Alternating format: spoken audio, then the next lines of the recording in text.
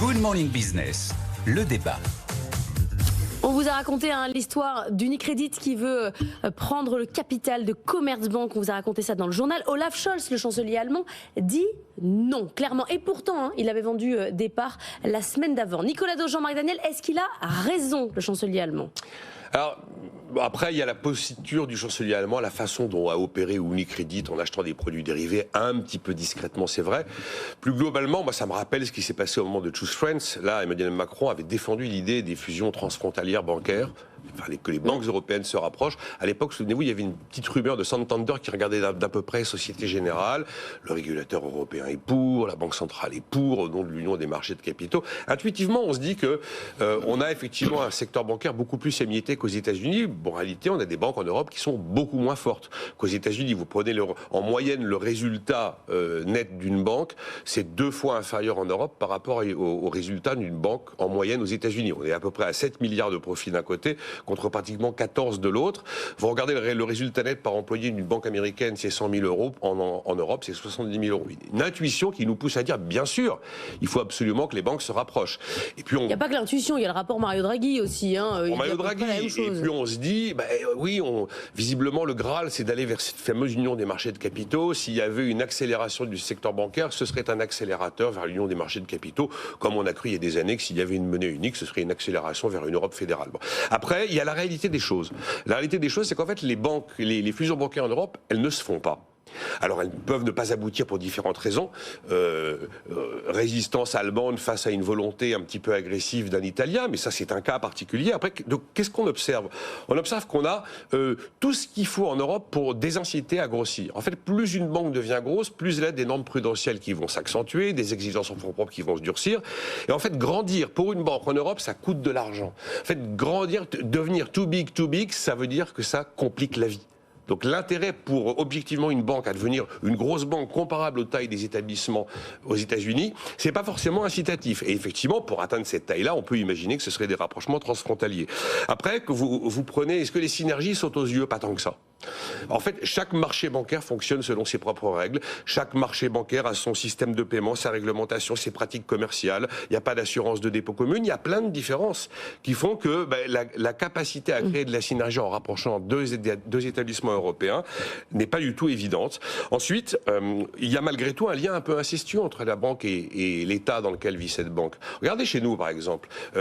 Qu'est-ce que c'est ? L'État est omniprésent pour inciter au maximum les banques à se gaver de dettes publiques, notamment avec les produits d'assurance vie. L'État est omniprésent pour aller tordre le bras d'une banque pour qu'elle prête davantage. Omniprésent pour tordre le bras d'une banque pour qu'elle baisse ses frais bancaires. Ça ne peut pas fonctionner, des rapprochements transfrontaliers, si on a un État qui a ce lien incestueux avec son propre système bancaire. Et la 4e remarque qui me fait dire que ça n'arrive pas, c'est que en fait, toutes les tentatives qui ont eu lieu, les premières conséquences qui étaient annoncées, c'était des pertes d'emplois. Et c'est pour ça que l'Espagne, il y a quelques mois, a bloqué les ambitions de BBVA qui voulait racheter une de ses compatriotes parce qu'on savait que le premier effet, là en plus c'était donc espagnol. Vous dites qu'il a raison finalement, Olaf Scholz. Non mais je dis qu'il y a une réalité qui fait que ça marche pas pour les raisons que je vous ai citées. Jean-Marc, pour vous il a tort. Il a totalement tort, il n'a pas à se mêler de la banque, c'est-à-dire c'est pas à l'État de gérer des banques. Et écoutez, en France, j'espère qu'on a compris que après les nationalisations de 45 et les nationalisations de 81, les privatisations du secteur bancaire avaient été une bonne nouvelle. Et donc on ne parle plus de nationalisation d'ailleurs. D'ailleurs, c'est fini les nationalisations. Et je pense quand même que le souvenir du Crédit Lyonnais permet de savoir que finalement une banque entre les mains de l'État, c'est pas forcément une bonne chose.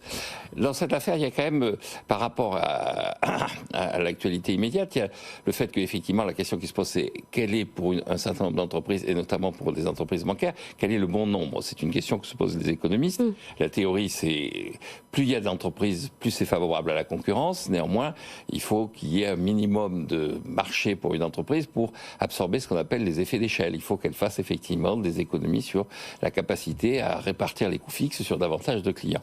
Donc il y a toute une théorisation du nombre optimal d'entreprises dans différents secteurs.